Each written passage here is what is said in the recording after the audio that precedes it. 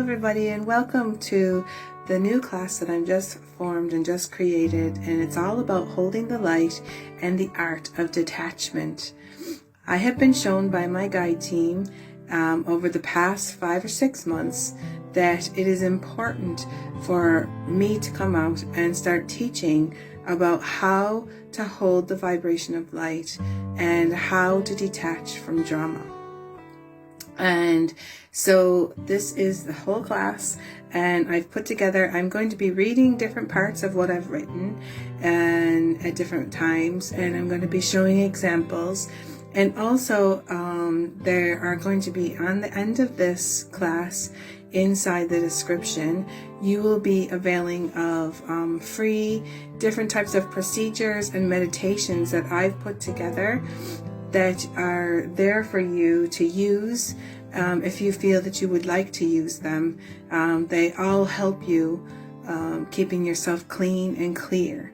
And so that's really what we're going to be talking about today, how to keep oneself clean and clear and alkaline, so that we can keep this like balance going on, so that we're totally and completely in balance. And there's a lot of different components that arise around this, and there's a lot of different things that we need to talk about. So I am going to get started, and first I would like to talk about attachments. Attachments are they're different. There are many different things. When we first think of attachments, people automatically in the spiritual community automatically start thinking about attachments as like the entities and demonic attachments and like the etheric attachments and all these kind of attachments that come on you on your auric field kind of thing. But there are different types of attachments, okay? And so what they've been showing me, my guides have been showing me, is that we need to look at these attachments. There are different ones. You've got your entity and etheric type attachments. You also have attachment on things, like material things, like crystals and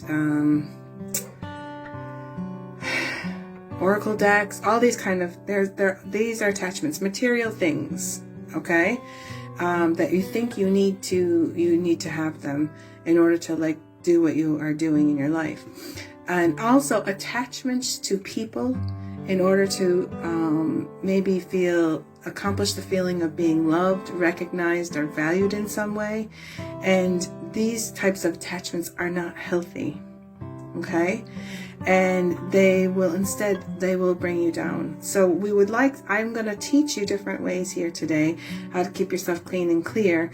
But first of all, I would just like to go through the attachment bit and how some of the things that you need to really think about as far as like keeping yourself clean and clear from any types of attachments. So the first thing that we're going to look at is how to detach in healthy ways to fill up instead of bring yourself down. And we're going to look at etheric attachments or entity attachments or like negative things in your field. And so what I have been shown, and I've been shown this for many years, sometimes you need to go to a person and you have to ask them to help you because the attachment can be so strong. Or I'm just going to go down my notes because I don't want to forget everything. There's so much to talk about. And you need to go somewhere and you need to have some help from like some hypnotherapy or regression or different types of things like this. Like you need like a practitioner or somebody that can help you clear like an entity attachment. But on a daily basis, once you get these things cleared, like if there's something really like clear, what I do is this procedure. And this procedure has been shown to me since like, I think like 2010. I've been doing this procedure for so long. I don't even know how long it has been doing. And I call it the etheric vacuum cleaner. Okay. And so what I do is I imagine And you do this on a regular basis. This is like to keep yourself clean and clear. So I do this etheric vacuum cleaner kind of thing, where I imagine that there is, or I guess I focus or visualize, not imagine. So I visualize that there is an etheric vacuum cleaner that's coming around and going to suck everything that is negative or not for my highest best, anything that might be attached, anything etherically, anything that entities, anything that should not be in my system or anywhere inside me or around me or in my field. I visualize this etheric vacuum cleaner coming down from Source Creator, and it comes down, and I have it go through, and I have it vacuum out all around my auric field, and then I bring it in and I start going in, and I visualize this, and you can do it slowly or you can do it quickly, and I visualize this vacuum cleaner going into my crown and going all the way through my brain, and like I go behind my eyes and I go into my nose and go back and go into my ears, go down my throat, into my mouth. I do all I go everywhere. I go all the way on the inside, and then I bring the vacuum cleaner and I do all the outside of my body. And then I fill myself up with either white light, or I sometimes I find that it's nice to bring through the chakras, and I'll explain that more when I'm going through the rest of this, but this is just a quick thing. So I'll just go through, and this is like a daily cleaning or a regular cleaning, like once a week or something, just to keep yourself clean. And another thing you can do is just white light yourself. Whenever you feel like there could be some negative thing in your auric field or in your areas, just go through and visualize a white light coming up from the crystals in the earth, and allow that white light to just come up and then feel like a bubble around you, and you can seal it. You can do all kinds of things, right? So just visualize this white light coming up and trust that it is there. And then also I do this procedure for myself. It's called, it's clearing overwhelming feelings of sensitivity. And I have a procedure, and I will attach that onto the description below. It'll be one of the meditations or procedures that you can do to help you when you're totally feeling overwhelmed and you feel like there might be something going on, something might be attaching to you or whatever, or something is coming up. So that's another thing that you can do. And I will attach, here we're talking about attachments. I will attach it to the description so that you can use it. Okay, so, and then we're going to talk about attachments on things, material things. Okay, and so that could be anything that you're attached to, but for me personally, I sometimes get very much attached to my crystals, right? And I have this orgone piece that I had made. This one is one that Jessie May made for me, and it has all the crystals and all the stones in it that help me work with my wounding. So I had an interruption. So what I do is this crystal has everything in it for my wounding, for my Chiron wounding, and it helps me for, like, when I use this crystal, it helps me if I have it around or whatever, to keep myself working with the wounding, and I feel like secure and I feel like better when I have this. And one day I started getting too much. Like, I was starting to get too much, like I needed this in order to work with my wounding. And I took this, and I was getting it all set up to take pictures and get it all going, and I dropped it on the ground, and the top of it, if you will see, broke off. The top of this got broke off, and I glued it back on because it's just silicone anyway, and I just I glued it back together. But what I'm trying to show you is sometimes we get attached to things and we think that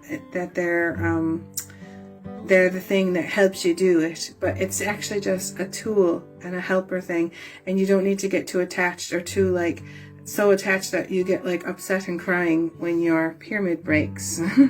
I was so upset. It broke in 2 different spots. It broke down here at the bottom as well, and I was just like, oh, my pyramid, and it meant so much to me. And yeah, and then another thing that I attach to is okay, so things. We're talking about things and how it's not healthy to be attached to things. Okay, so for instance, all of you know that my mother passed away in January.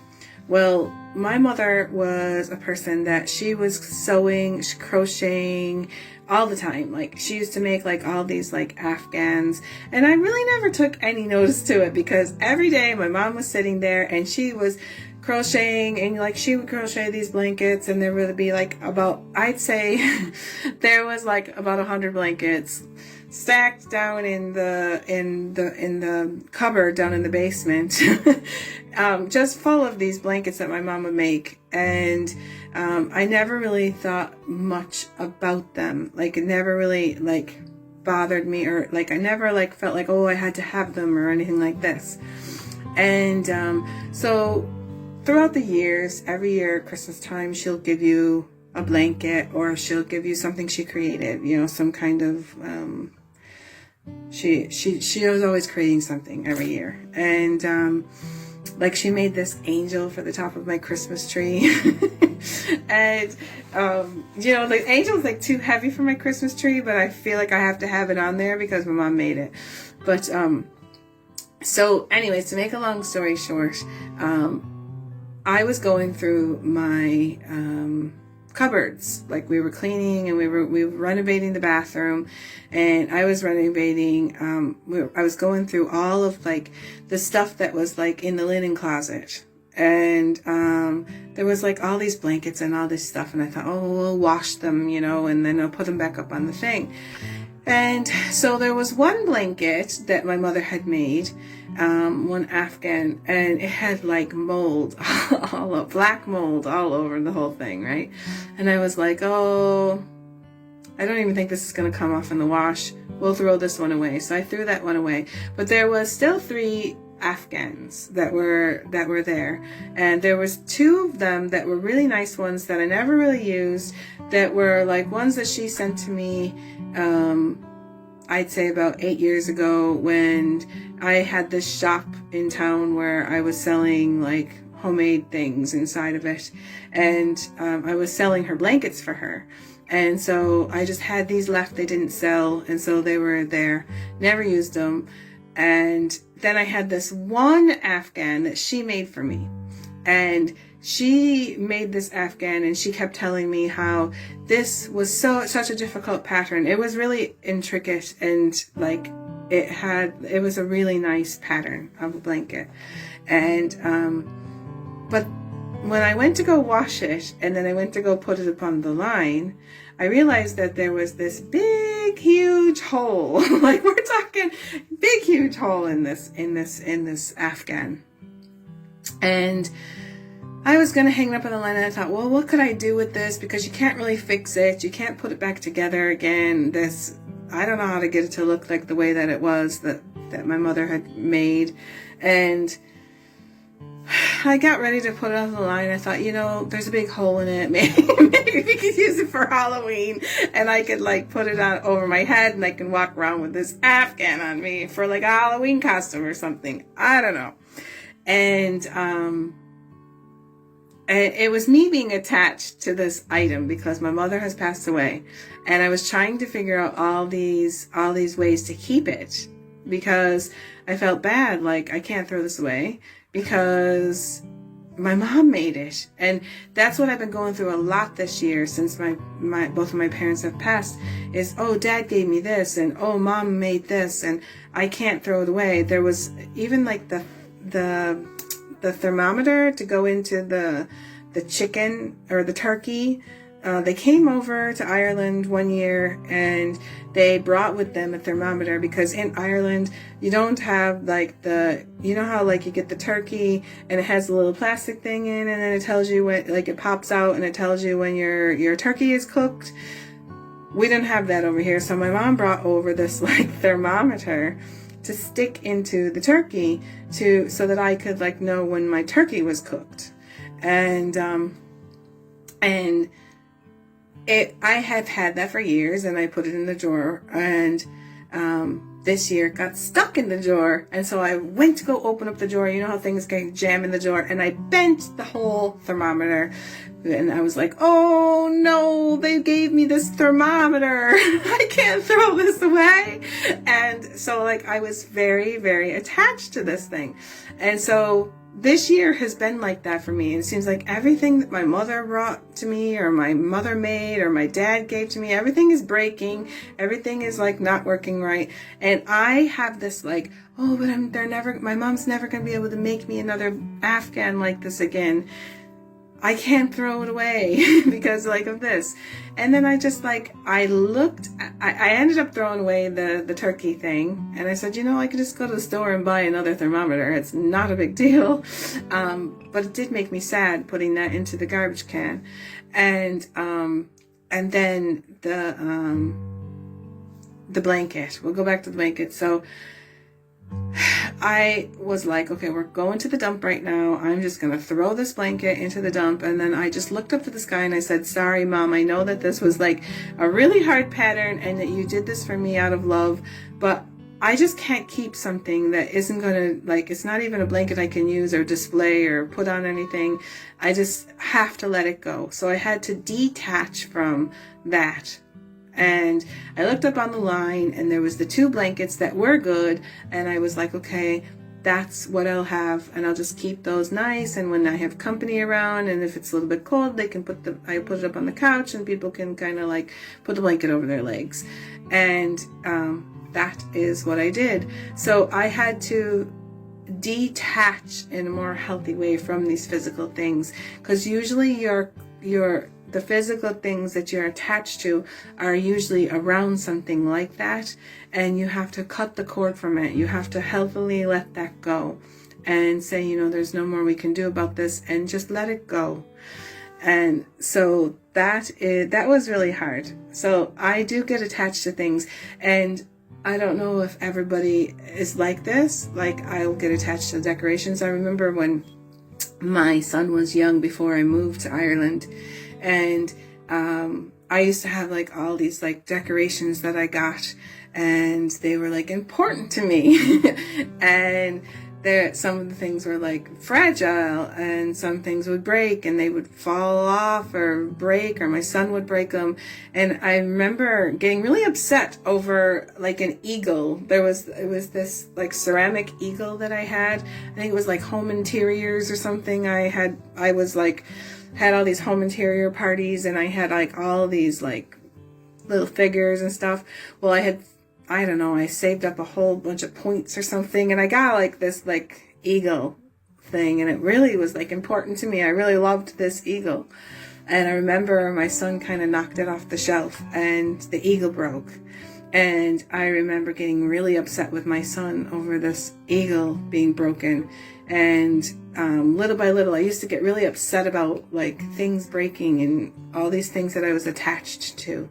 And then when I moved to Ireland, everything kind of like came onto the container on the boat, and just about everything that was fragile broke. And so just about everything was broken by the time it got over to the other side. And that's when I started learning that these are just things, and that they don't really, that it's okay. Just had to let go of a couch. Okay, now this is crazy. So this is a couch that was brought over on the container over 20 years ago. Went into the store, and we got these new couches to bring to Ireland. And the couch has had its life. And my dog, both of my dogs, both of my Great Danes, use this couch as the dog couch. I mean, it was so bad. I mean, like, it's stained, it's ruined, it's really bad. So my husband was like, okay, it's time to let this couch go.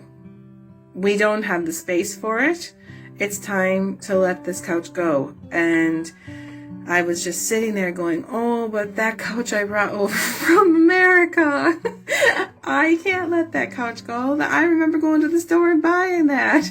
And he just looks at me and he goes, we just did a bathroom. You picked out the tiles that went into the bathroom. So now you have something new that you went to the store and you picked out. So, like, he goes, let's just let this go. And then I was like, oh, and then I started crying. And I'm like, all I kept thinking was, like, the dogs, that was their bed, and what are they going to do if they can't have their couch when they already have, like, another bed in another room that my husband had built for them, and they already have, like, places to be. The dog doesn't sit hardly on this couch anymore. He's too, his joints and stuff don't work to get, like, up on the couch, and he seems to be in more pain when he sits on that couch because he sinks kind of, like, into it or something. So I'm like, okay. So then there's this thing going through my mind going, oh, if we get rid of the couch, does that mean the dog is going to go too? And like, I was just like, I started like crying and everything over this stinky couch that has so many stains on it and everything. So my husband takes it outside and then he says, okay, we're going to burn this couch. And so he starts taking everything apart and cutting it down and everything because like we don't have a space to really do it. So he wants to like make sure like it's as small as possible. And I'm going, oh, my couch, my couch, my couch. And I was like really like attached to this stinky couch that really, it really like, now that the couch is gone, I'm fine. But like I got attached to these things. So this is what I'm trying to say. We get attached to physical items. We think that physical items are going to help us, and that sure, they are good tools sometimes and they do help you, but that you don't need to get attached to the items because it's not healthy. So there's my whole speech about attaching to physical things. Okay. So now we're going to move on to attaching to the attachments that we make with people. Okay. And so a lot of times we get attached to people because we think that if we're not attached with them or whatever, if we're not, that we're going to not be loved, or all kinds of different reasons why we get attached to people, and we get attached to people's drama as well. And so it's not healthy to be attached to people and their dramas, especially if you're an empath. Like if you're empathic and you take on other people's gunk and other people's energies, like you can literally take on what comes, like when they walk into a room, you can take on their vibration. And so if somebody comes into a room with a negative vibration, they're angry or something like this, you can actually start taking that in, and it is not healthy. Okay, so we need to learn how to detach from people in a healthy way.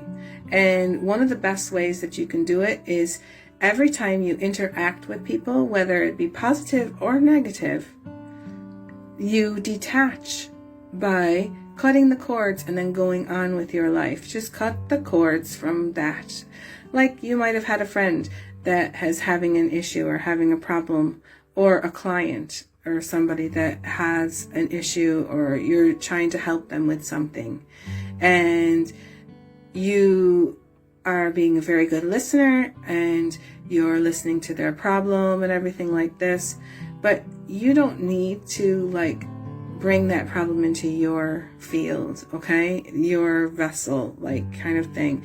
And so it's really healthy to, every time you have, you're helping somebody or have a client or having a conversation, or even just being with somebody that has something that they're going through, an issue, it's really healthy if you just cut the cords. Or like even like when we're doing, like when I'm doing interviews and podcasts and things like that with people, I have learned that I need to cut the cords from them as well. Like when the conversation is over with, it's really good to just clear the field and cut the cords and go on your merry way. Because when you start like attaching onto people, it's just not healthy. It's just not healthy for you. And then the last thing I want to talk about is like, sometimes we do have soul contracts, and we have all these things that we have with people, and we come in to fix these problems and stuff. And so one of the ways of getting rid of the kind of attachments is to like let go of it. And so we're going to talk a little bit more about that when we talk about how to keep your vessel clean and clear and how you hold the light. Okay, so the next section is all going to be about keeping yourself clean and clear, and I'm going to be giving examples about what I do to keep myself clean and clear, and hopefully it will help you as well. Okay, so some of this is going to be done where I'm reading, so I'll be putting my reading glasses on. And so this is stuff that I have written, and so I'm just going to go through and read them. Okay, so what exactly is the term we call holding the light? And how does holding the light pertain to ascension? When it comes to holding the light, I, for one, am kind of like a little bit of an expert in this field because, as you all know, I host a weekly live talk show on this very topic. I'm called the Shine Your Light Lady, right? We're about holding the light. I came in on the back of the Heralds of Light frequency the day I was born into this world. This is something that research scientists have recently discovered and is now scientifically backed. I also came in as a way shower of freedom. I love talking about the subject of shining your light and am very passionate around the topic. Holding the light basically means holding a vibration of a beacon of light. It is not always easy to hold the Heralds of Light frequency, but well worth the time spent learning and trying to hold this vibration. I have learned that there is almost a sort of alchemy around being able to hold the light vibration. I have termed it body alchemy. And there are a few components that one must incorporate in order to find the balance needed to hold this frequency. It's like taking care of a swimming pool.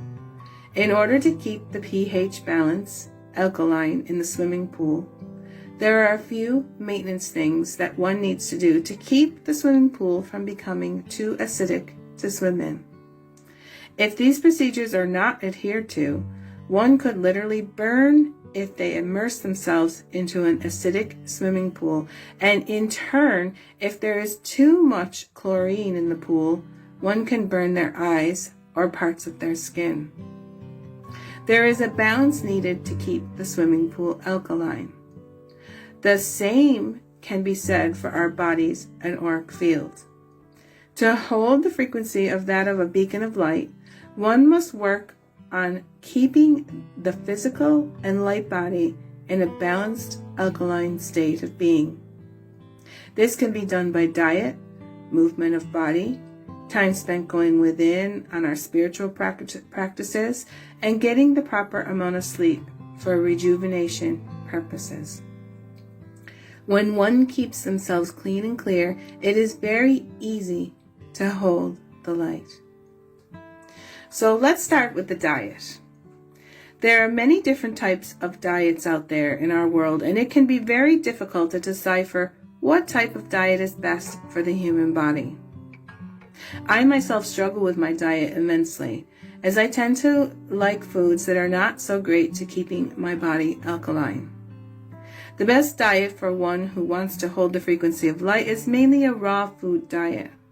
If you are unable to change fully to raw food diet, it might be a good idea to at least start to implement slowly a few different raw fruits and vegetables in your diet. I do this by making myself a smoothie. One must also be aware that when changing over to a raw food diet, that it must be done slowly in your body, slowly, as your body could suffer during the changeover. Some people experience a time of purging in not so pleasant ways, as your body begins to expel out the toxins that are stored in your body to eating the food that is not alkaline. You may also suffer mood swings and cravings for things you used to eat. Moving over to a raw food diet isn't always the answer for everyone. And it doesn't always work for me. I am not good at it. So please don't beat yourself up if you find you're unable to do this. Always listen to your body and what it is telling you. Usually your body will let you know if a particular food is not serving you well. In the past few years, my body has started rejecting dairy, and I had to finally eliminate it altogether, as it was causing me to suffer a type of irritable bowel syndrome. Your body will tell you when it's time to stop eating a particular food type that no longer serves you. And it is also important to keep your body well hydrated with clean, clear water. And another thing that you can do with your diet is you can also figure out what types of supplements that you might need, and it might be a good idea to go see a homeopath and have your bloods done so that you can find out what kinds of things that your body needs, because everybody needs something different. So I'm just going to go through and I'm going to show you what I have figured out for myself, and it just give you an idea of what I do as far as my diet. Okay, so I'm going to go get my supplements and my different things, and I'm going to show you what I do and why I do what I do.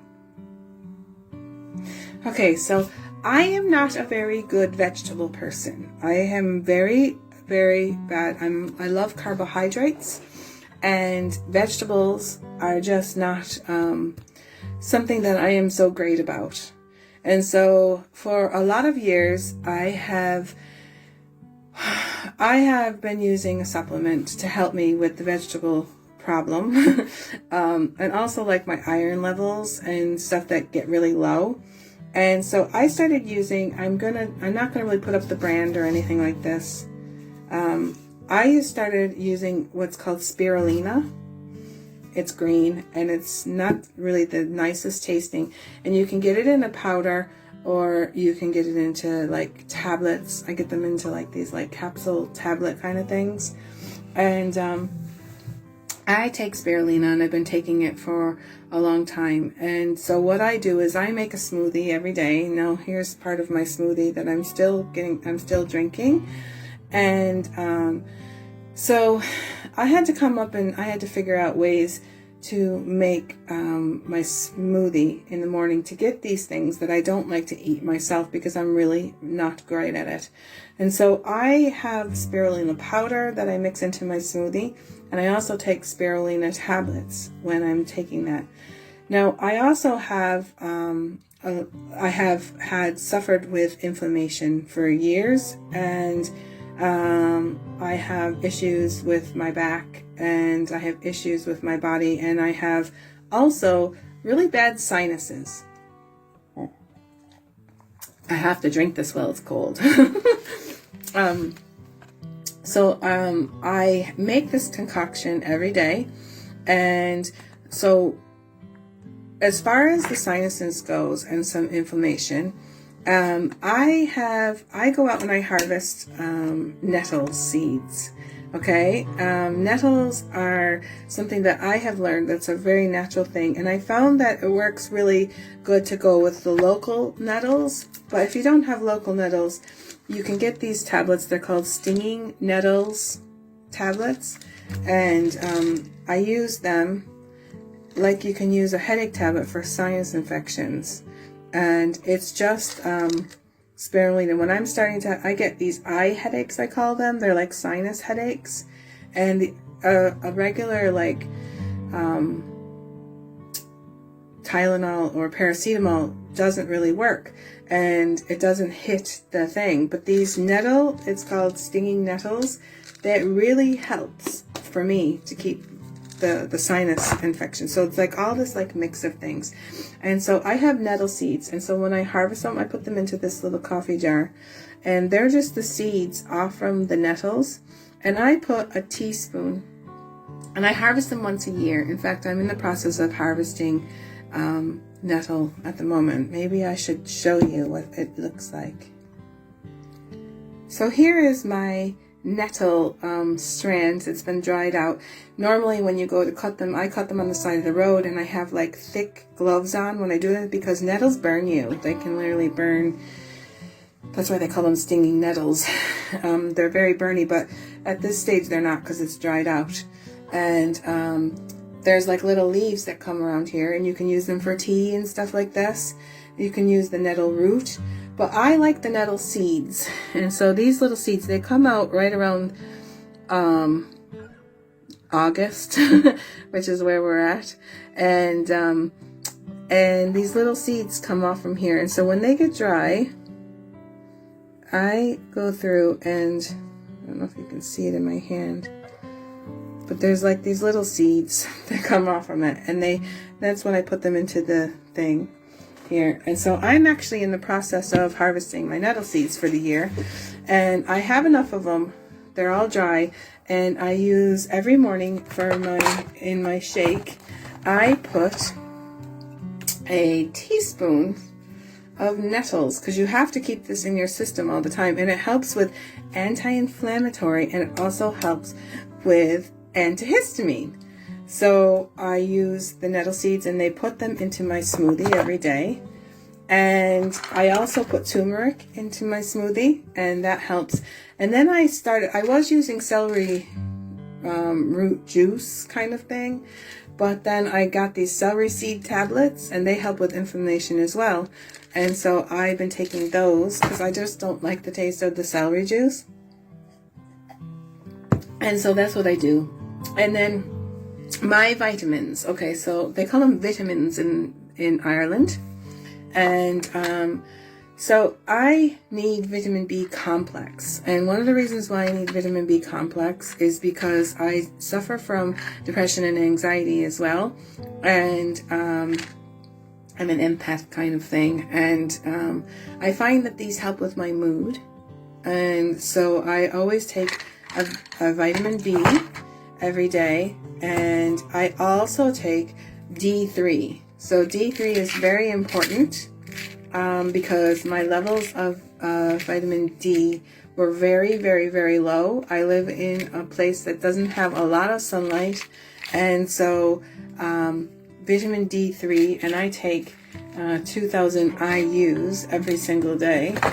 And so those are the supplements that basically are on my list of what I take on a daily basis. And I put as much as I can into the smoothie, and then I take the other supplements. And so you can just go, and you can figure it out yourself, get some blood work done, go to a homeopath, anything you can do to mix and get whatever it is that you need into your thing. Plus, I'm not really good with fruit and stuff, so I make sure I have my blueberries and stuff in here. And yes, it's not always the best healthy, because I do put I make my own sorbet that I put in, because I can't do dairy. And so I put like I make a raspberry sorbet, or sometimes I mix cherries and raspberries and stuff into it, and I try to not put very much sugar into it, so that but there is a little bit of sugar, but it's the only way I can get the nettles down. It's the only way I can get the spirulina down, is to have this healthy drink that I have in the morning. Okay, so that's what you can do, and you can with these kinds of things. Okay, so that's your diet out of the way. Okay, so now we need to talk about movement, body movement or exercise. It's the next component to alchemizing your body. It is scientifically proven that your level of serotonin has a lot to do with states of depression. Serotonin is the key hormone that stabilizes our mood. feelings of well-being and happiness. The hormone impacts your entire body, and it enables brain cells and other nervous system cells to communicate with each other. In a way, exercise has more to do with making your mind be able to think better than that of weight loss. Yes, by regular exercise, you can maintain or lose weight, but the benefits that exercise has on your levels of serotonin are much more attained. I know that this has a direct correlation to the way I feel on a daily basis, okay? And I have spent 20 years of my life on and off anxiety, depression, medication. And the only thing that helps me to keep off this medication is to move my body on a regular basis. When I don't move, turn my page, when I don't move my body on a regular basis, depression starts to set in. And if I don't start doing something about it, my body literally crashes into a downward spiral of despair. If you will need to find some type of way to move your body for at least a half hour per day. That's what I say. Like, don't be like a boot camp thing where you think you have to like go on like this big, huge, dramatic thing. The reason that most people cannot keep this type of training up for a long period of time is because they go on a boot camp thing. They don't just like try to just move their body every day for a half hour. What I suggest is incorporating daily movement into your life as a consistent thing. Most people, when they do a rapid boot camp type of training, do really good in the beginning, but then they slack off until they don't incorporate any exercise at all. So the saying, slow and steady wins the race, is definitely true here. Try to incorporate movement that you enjoy. I like to swim, walk, cycle, stretch, and do yoga or Pilates. And sometimes I do like Tai Chi or dance. It's really up to you what form of movement you choose, but incorporating something that moves the energy in your body is best. This will help keep the serotonin levels alkaline and help you be able to cope when things are thrown at you from all directions. Incorporating a sufficient amount of rest is a highly important component to alchemizing your body. Let's face it, humans need rest and sleep to recuperate and rejuvenate your body. Every human requires a certain amount of rest in order to function, and each person is different as to what is the perfect amount of sleep to get at night. In order for you to function properly, it is important to listen to your body on this, and if you are feeling tired, sleep. Sometimes when your body is integrating a new level of vibration, you may find you need to sleep more.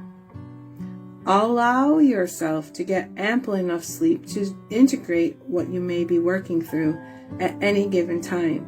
And as one raises their vibration more and more, you will go through periods of time where all you seem to do is sleep. Try not to fight it. And also, if you are going through a tough time and need extra regeneration, you can ask your higher self or spirit guides to help you by taking your astral body into a healing chamber while you sleep. I go deeper on the topic of healing chambers, and I actually have formed a class about that, so I will put that healing chamber class in here as well, and you can avail of the healing chamber class and learn a little bit more about healing chambers. And the last component to holding the frequency is a very extensive one. If you are reading this, or you're not reading this, I'm reading this to you. If you're listening to me and you're listening to this material, you more than likely are already delving into your spiritual development. And this doesn't necessarily mean you need to belong to a certain type of religion, although you may have a desire to do so. I myself was born into a Methodist Protestant family, and from a very young age participated in the spiritual practices of that of a Methodist. As I grew older, I made some personal decisions to fall away from practicing a certain type of form of religion, because quite frankly, I felt like religion was cornering me into a box. When you follow a certain religious doctrine, there are always rules and regulations to follow, and this made me question my faith and even the whole purpose of why religion was formed in the first place. Although I do believe in the Christ consciousness very deeply, I don't tie myself down to a specific religion. I even question the church's thought around why Jesus came in the first place. I do not believe Jesus came to create a whole religion based around his teachings, and that religion, quote unquote, is truly man-made and sometimes a way to keep people under control. In saying this, I do believe we all need to practice some form of spirituality. You can do this without attending a religious doctrine or a religion. In the rest of this part of How to Hold Your Light, I will focus on ways one can go within and develop their spirituality or raise their consciousness. There are so many ways to do this that there is no one way, and there's no one way to list them all. Learning about energy is one way to do this. You can learn about energy in many different ways. One can develop their skills by practicing Reiki, transference healing procedures, Tai Chi or Qigong, sound bath or sound healing, and by using crystals to clear energy blocks from your chakras. Shadow work can be done by experiencing quantum healing hypnosis and past life regression. Delving into your Akashic records, shamanic journeying, and meditation are also some of the ways one can go within and work on yourself. In some ways, shadow work is like peeling back the layers of an onion, and one can actually clear karma from all directions in time at once. But doing this, you can release yourself and your lineage from all kinds of contracts that no longer serve you and your loved ones. It is also a great way to be able to develop a deeper connection to your higher self and your spiritual guide team, which I call my spiritual guide team. There are infinite ways to connect closer to your spiritual team, and I will share with you how I have connected to my team. All of the above are great ways to keep your spiritual part of you clean and clear so you can hold the light. And all of the above practices I use in my life personally. So I'm just going to go through. I'm trying to remember everything here because I've written some things and I've added some things. So I like to perform Reiki on myself regularly, or some kind of, like Reiki, which is what I have been learning, is really just focusing and sending divine loving energy into and around your body. And you can focus this divine loving energy by using your hands to touch areas of your body that are feeling blocked, and infuse the symbols that are used in Reiki and hand mudras to move any blocked energy. And then another way that I find that I can move the energy in my body is simply by just dancing or Tai Chi, Qigong type movements or whatever. If you perform them during the day, dancing is huge. Like, you could actually, for me, myself, I grew up as a ballet. I used to do ballet and jazz, and dancing was a thing for me that helped me when I was moving my body. And I haven't done it as much as I did when I was younger, because my body just isn't able to move in the ways that I used to do. But I do try to form some type of movement. And when you do this type of movement, you can actually release you can move the energy through your system. And I like to submerge myself into a sound bath once a week. A sound bath is when you lay down in a comfortable place, and either by having a person create a bath of sound by using crystal healing bowls, gongs, and other sound instruments, or find a sound bath online to put in the background of the room you're laying in. sometimes I actually create a crystal circle.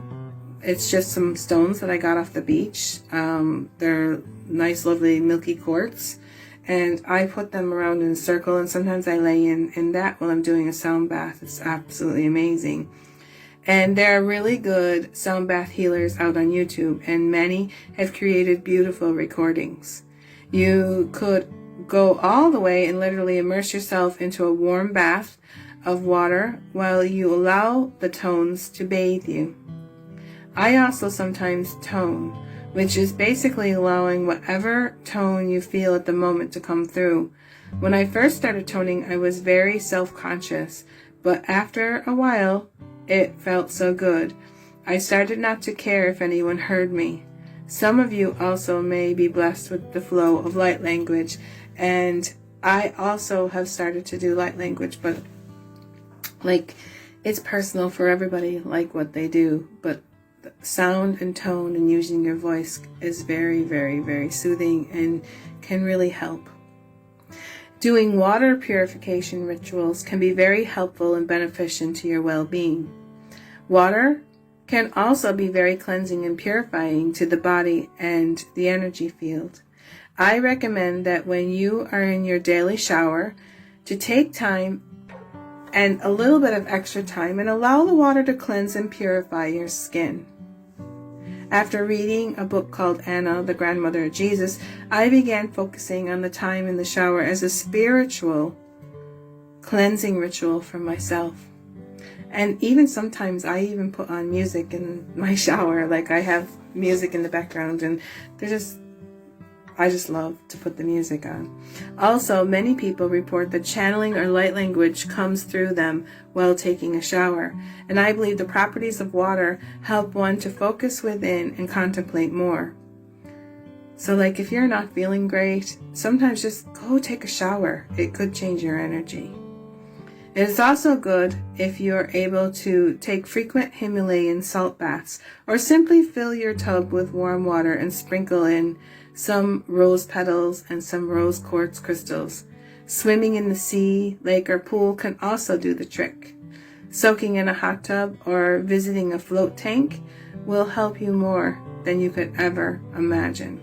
So if you have all these things available, you can do it. I also used to love to steam and go to the sauna, and that really helps, but it hasn't been, I haven't been able to use one in about over a year.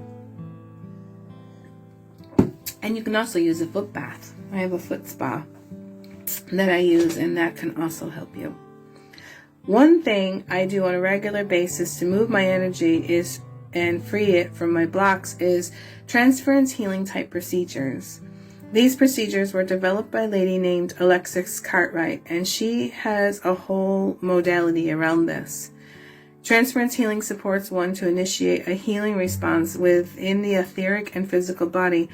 It recodes the DNA so one can manifest the anatomy of the new light body, integrate the light body, and awaken the Merkaba. Through it, one receives and eliminates necessary elements. Through it, one receives the elements necessary to raise our consciousness and live a multidimensional reality. I started learning about these procedures when I read the book Beyond Doorways in 2018. I definitely would advise anyone interested in stretching their consciousness to read this book. It will change your life for the better. I also learned that I had been running these types of procedures naturally since around 2010. I will give you a detailed explanation about a procedure I have been running for years to keep myself clean and clear of any negative attachments or blocks in my chakra system. I have talked about that at the beginning of here, and so I will be putting this on the bottom. It's like keeping yourself clean and clear meditation procedure. When I sit in the steam room, the world, like for years, okay, so I'm just going to go back. I'm an avid swimmer and try to swim at least 4 to 5 times per week. After my swim, I love taking some time in the steam room. For years, this has been my go-to practice to help myself be aligned. I sit in the steam room, the world around me falls away, and I am transported to a world within myself. I started running this procedure, this vacuum procedure, in the steam room, although a steam room is not required to do this procedure. And I told you all about this, about imagining the etheric vacuum cleaner. And I will put this on there. And I just wanted to say, I wanted to go back and say about the attachments. One thing that I attached myself to was using the steam room in order to do this procedure.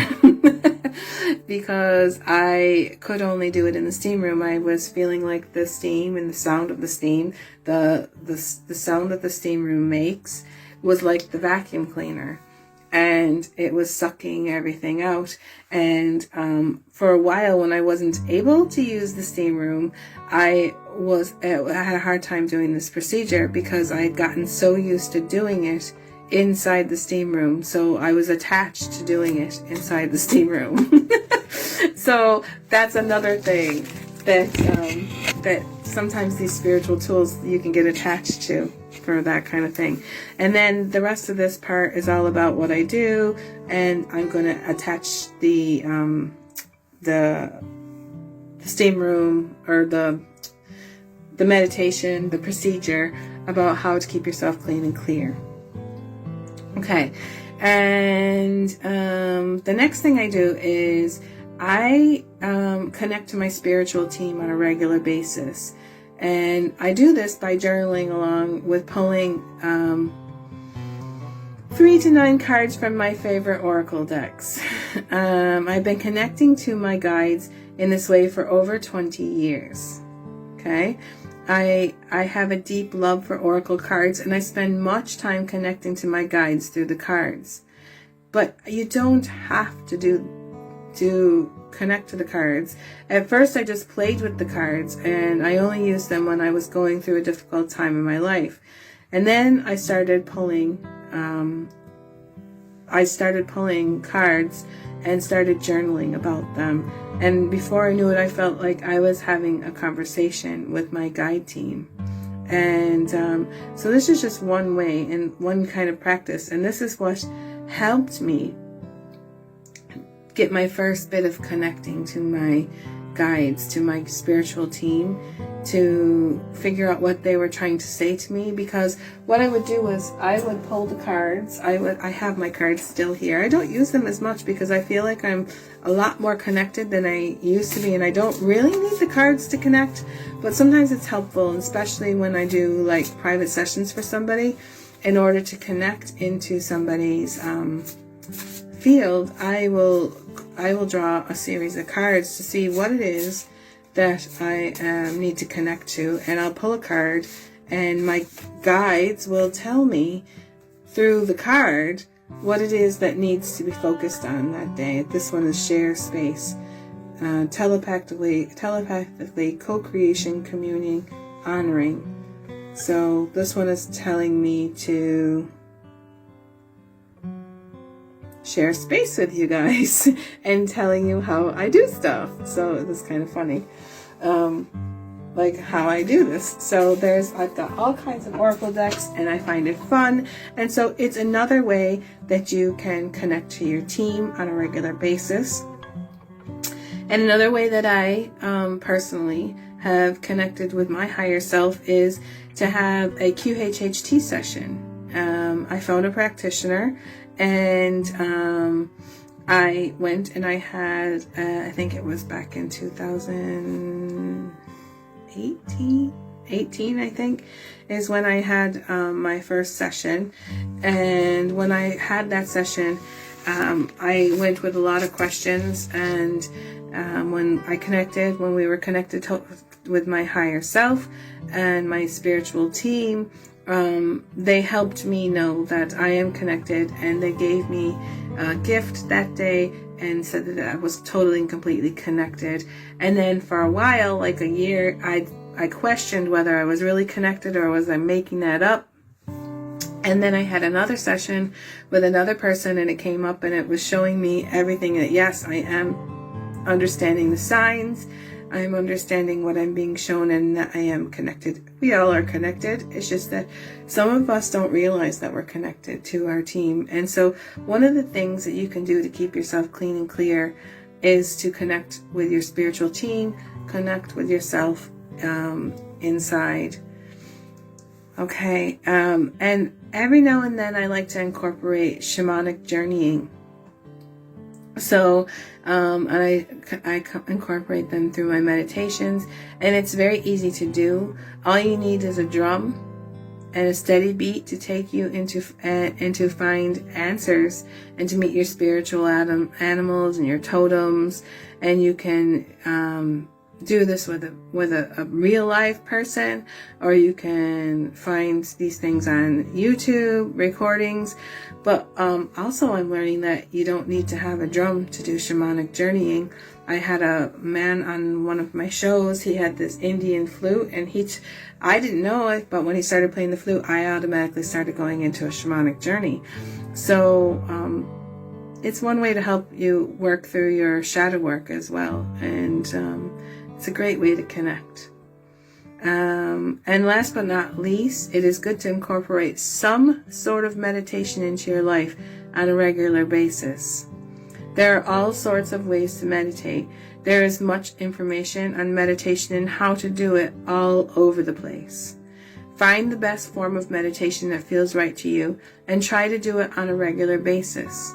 It's a good idea to find some ways to express gratitude, and the simple act of stating what you are grateful for when you are feeling down can change the energy immediately and make it for the better.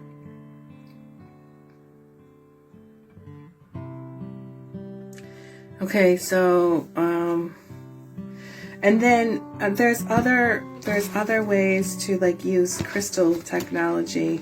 You can do crystal gazing. Let me see if I have this written down. Use crystal gazing. You can use the crystal circles when you're doing meditation. One thing that I like to do with crystals is I'm going to stop reading now. I have a little bag of crystals that I have, and I keep them on me. Now you see I have jewelry, and I always have, this is an orgone heart, and it has it's supposed to have protection qualities inside of it. And then I always have my Lemurian crystal to keep me connected to my Lemurian guide and my Lemurian team. But I always have this little bag. In this little bag, I put everything into this little bag, and then you can either put it in your pocket or have it on you in some way. I always put it into my little woman carrier holders. But and that's why I put it into a bag, because they tend to fall out if you don't put it into a bag. So I'm just going to go through and I'm going to show you what I have in my little bag. And okay, so you can kind of know what it is and why I have it there. Okay, so first of all, I have my little starlight. I put her, she's sharp. This is my Andara. And Starlight is always in there with me. She goes along with me, and she keeps me connected to all of my different dimensions, I guess, because Andaras have a way to be in many places, many dimensions at one time. And so I like to keep connected to the Andara, and it connects me to a lot of my other aspects as well, I believe. Okay, then I have my little piece of Merlinite, and that helps me with my alchemy and my keeping myself alkaline, body alchemy. I use this to keep connected and to keep myself in balance. I'm not sure of the name of this stone. I can't remember the name of this stone, but I was really attracted to it, and it has something to do with bones and it has something to do with like arthritic pain and stuff like this. And so I keep this in here because I have not only do I have like a problem in my back, but I also have like a little bit of like fibromyalgia type of pain that I have in my body, and I put that in there just to kind of like help with that. Don't know if it helps, but that's what I use it for. I have this Aqua Aura. This helps me keep connected to my guide team, my angels, to the galactic, to the celestial beings. The hematite, which is actually good for my grounding, but it's also good for my Chiron wounding. It's one of the ones that they said was good for that. Azurite, this is what this one is, and this one keeps you connected to your third eye. I found I use it a lot on my third eye, but I keep it with me. It keeps me connected to my intuition, to all of that part. That's the purpose of that one. Shungite. I have my piece of shungite that is in there, and that's to dissolve any negative anythings that comes around me or whatever. That's to like take that out of there. And I have my Merlin stone, which I was given as a gift. Merlin by Bonnie, because Merlin is involved with what we do in the work that we do. And the Merlin stone is there, or the Merlin coin is to remind me of all types of things. This one says love, love, love, love. Love is always a good idea, but it also reminds me that I am the light. It also reminds me that I am free and I am sovereign. Whoops, I dropped my Merlin stone. And then the last thing I have is a sugarlight or sugarlight egg. And this one is all about, it's part of my wounding stone, but it also helps me hold the light. This is my light stone. This is all about holding the light.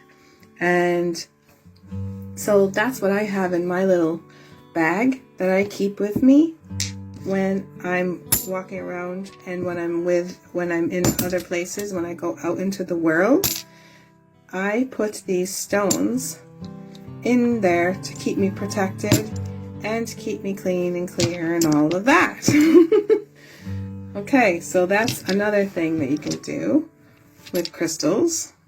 And you just have to have the intention that they're going to work. I mean, like, it's not rocket scientist kind of thing. I have other things to show you too. Okay, so the crystal circles, basically I got these off from the beach. These I think are zestulite crystals, but they're all a form of quartz. If you can see like the quartz shining around on it. And I have a ton of these that I got off the beach. And I have a friend named Barb Mori, and she started teaching me about how you can do, you can raise your frequency by putting yourself into a circle of these, of stones, of crystals. And so I went out and I have like a whole basket full of these. And when I want to, sometimes I put them on, I can put a yoga mat down, and I can like literally put these all around, and I just lay in it. And I go into meditation, and when you get up from there, you're just kind of like, wow, you feel like you're full of light. You can also put it in a circle, like say if I'm in my chair here, I can like make a circle around the chair. You can, but I wouldn't like sit in it for hours and hours, because the energy is quite strong when you're sitting into this, but it does help raise your vibration to create yourself some kind of crystal circle. And you can do it with whatever kind of crystals that you have in your house, or you can go to the beach like I did and find them, or anywhere really, or you can buy them. So that's what you can do with those. And pendulums. Okay, so I have a little pendulum kit, and you can use them in different ways, but you can use pendulums, and you can put them over your body in different places, and you can find out if things are blocked or your chakras are blocked.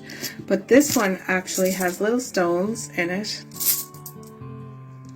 that you can use, and you can lay them. It's hard for you to get them up. So you can lay them on the, like, there's different colors, right?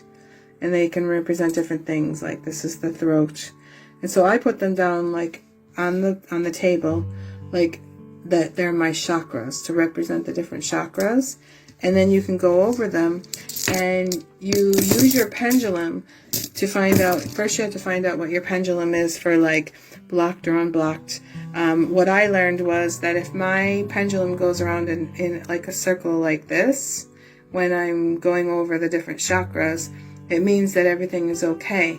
But when it doesn't do anything, or it kind of like goes back and forth, I learned that that means that it's blocked in some way. And so that you can work on that's another fun way to figure it out. Another way you can do is you can body scan yourself. You can try to do a body scan to see where your chakras, if anything, is blocked.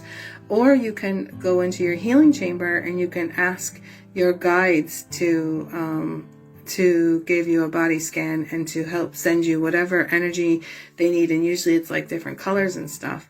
And so I did a whole other class on healing chambers, and I've also did a whole class on crystal gazing. So that's the end of the class that I have here on detachments and holding the light, and how to detach, the art of detachment. And I hope that you found it helpful. This is the cleaning and clearing procedure that I have used since 2013. And it really helps to clean not only your body, your auric field, from any negative energy, anything that's like attached to you, anything that doesn't serve you in a positive way. You imagine this etheric vacuum cleaner coming down from your soul star chakra, and this vacuum cleaner cleans and clears everything through your vessel, and it you allow anything that no longer serves you to be sent to the light for transmutation, to send it up to source. And this way you know that anything that you're pulling out doesn't just linger and go into somebody else. So this is the purpose of this procedure, and you can do this regularly. You can do this on a daily basis, once a week, whenever you feel like you need to clean and clear your auric field in your body from anything that might be attached and no longer serving you.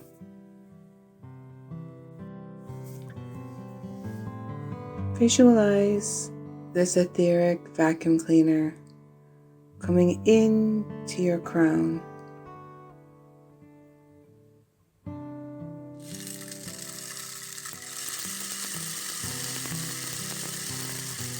moving through your brain to all the avenues inside of your brain,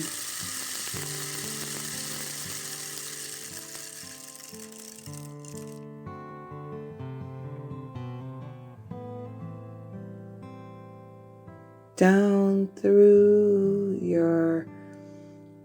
behind your eyes, through your eyeballs, around your eyeballs, down the back of your nose, and into your ear canal.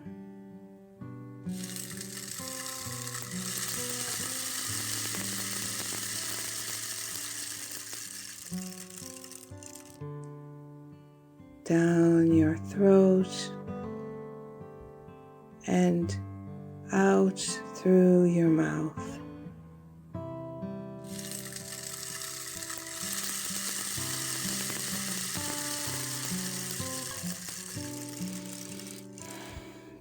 down your windpipe,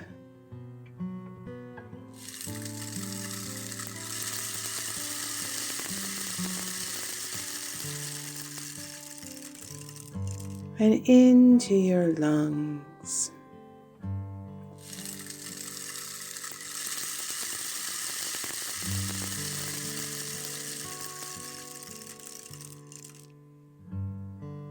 Now see it move through your heart. As it moves through your heart, going in and out through all of the pumping areas.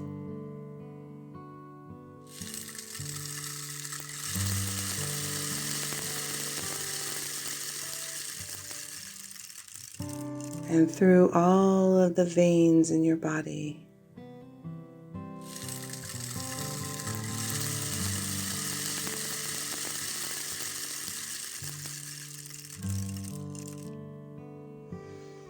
Now we're going to move down into your digestive tract, into the organs that are used for digestion.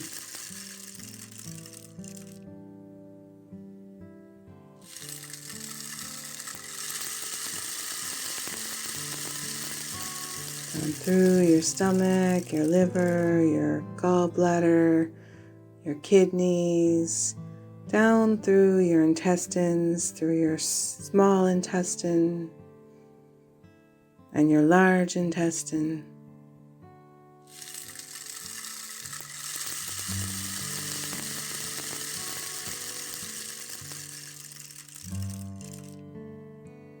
All the way down and out through the outside of your body, down at the base chakra area, the bottom of your spine.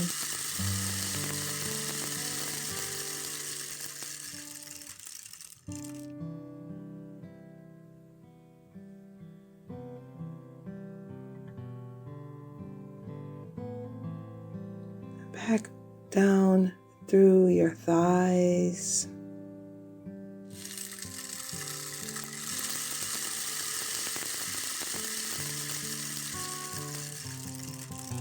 Past your knees down to your ankles.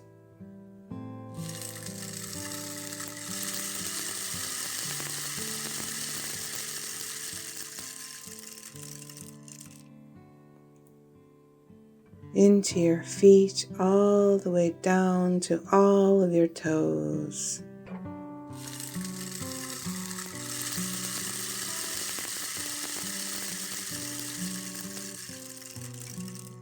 Now back out and let's go all the way around the outside of your body and allow it to do all of the skin going all the way up through the outside of your body, and watch it go all the way up.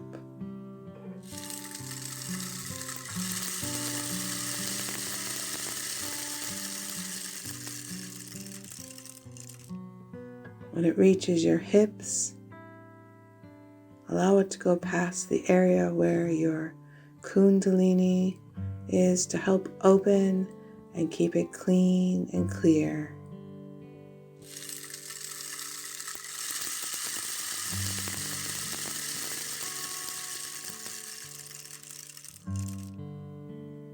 Through your chest, around the backbones, where your angel wings are.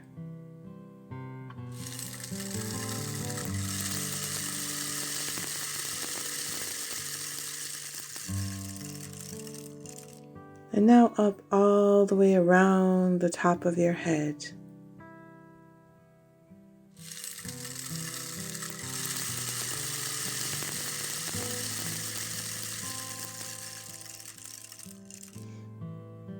Now watch this vacuum cleaner go around your auric field like a big bubble, all the way around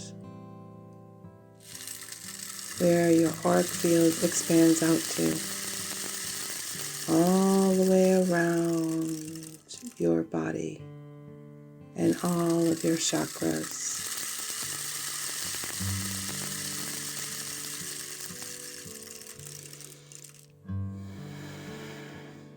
Now go deep into the earth.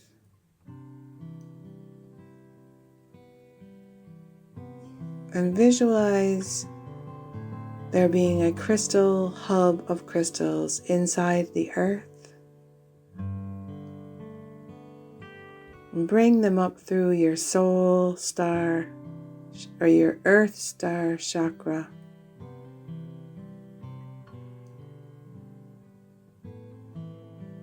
And grab this light, this liquid white light that holds the colors of the rainbow.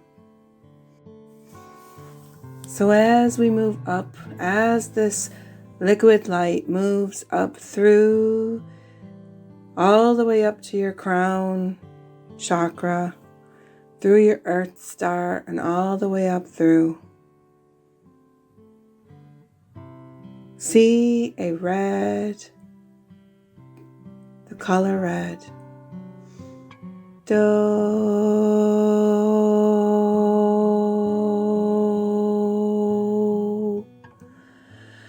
do.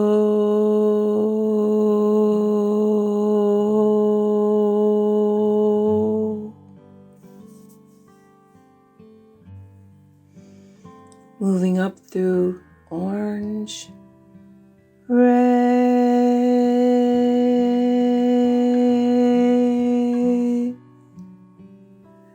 red,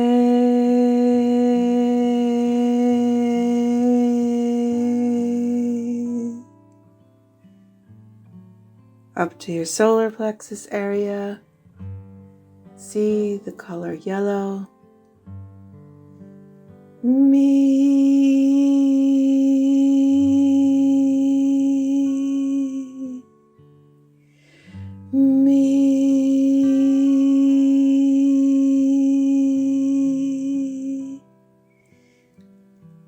It turns green, going up through your heart chakra.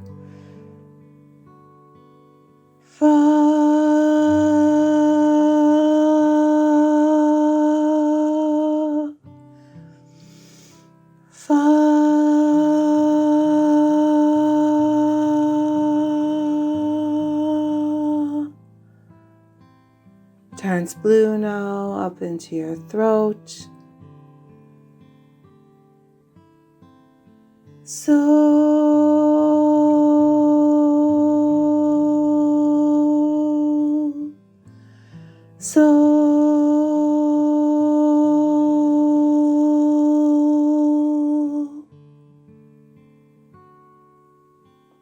Turns purple, going up through your third eye.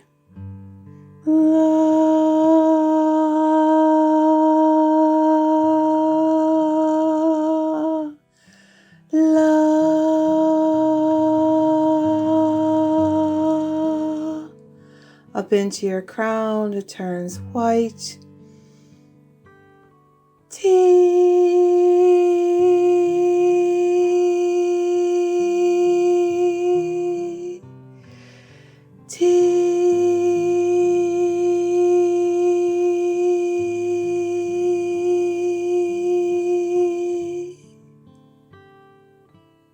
And now it turns silver and touches up to your soul star chakra. You now have a pillar of light connected to you.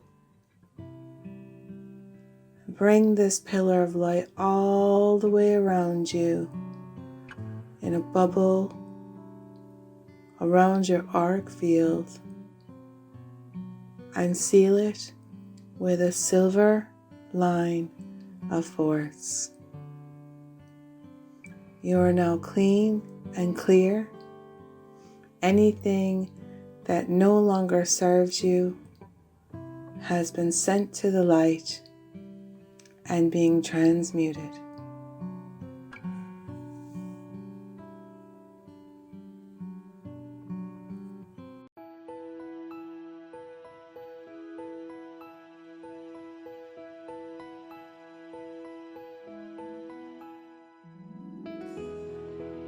In 2020, when the world stopped and it seemed like everyone was focusing on doom and gloom, I chose a different approach. While fear and uncertainty consumed so many, I turned inward into stillness, creativity, and connection. Spending long hours walking in the forest and meditating by the stream, my life changed forever, and there was no going back to life as normal. During this time, I delved deep into the teachings of the mystery schools, connecting with Lemurians and inner earth beings. They shared their profound wisdom on how to prepare for the next golden age, a new era of transformation for humanity. As I embraced their teachings, I realized that it became my life's mission to help others prepare for the shift in consciousness humanity is approaching. And so, in the stillness of the forest, this book began to take shape. This book is more than words on a page.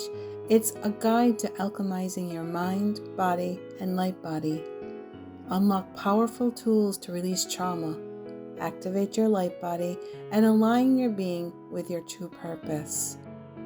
Inside, you'll find a complete guide of tools and techniques to help you release stored trauma, connect with your inner compass, and strengthen your bond with your spirit guides. This book will help you expand your consciousness, raise your vibration, and step into your power, becoming the creator of your own reality and the multi-dimensional being of light you were born to be. This is your invitation to transform, step into your power, reclaim your purpose, and begin living the life you were meant to create.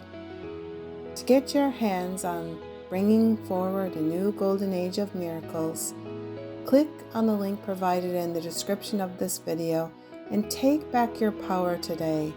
Reclaim your birthright and step into the life you were always meant to live.